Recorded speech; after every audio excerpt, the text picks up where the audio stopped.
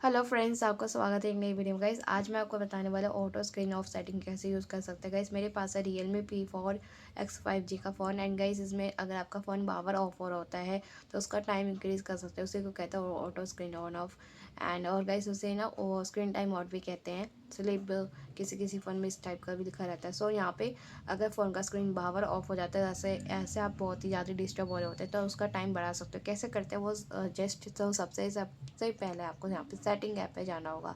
Setting app पे जाने के बाद आपको यहाँ पे डिस्प्ले ब्राइटनेस का ऑप्शन दिखेगा एंड इस पर क्लिक करें। फिर आपको यहाँ पे ऐसे स्क्रॉल करना है और आपको यहाँ पे दिख जाएगा ऑटो स्क्रीन ऑफ एंड इस पर क्लिक कर देना। और यहाँ पे 30 मिनट का मैंने सेट कर रखी है एंड 10 मिनट का आप सेट कर सकते हो। इस तरीके से अपने हिसाब से जो भी आपको मिनट लगता है सेट अप कर सकते हो। तो इसी तरीके से आप अपने फ़ोन का स्क्रीन जो है बढ़ा सकते हो, जो टाइम होता है उसका। सो यार गाइज, आपको ये वीडियो कैसा लगा, और वीडियो अच्छा लगा तो वीडियो को लाइक और शेयर करना और चैनल को सब्सक्राइब करना। गाइज मिलते हैं नेक्स्ट वीडियो में।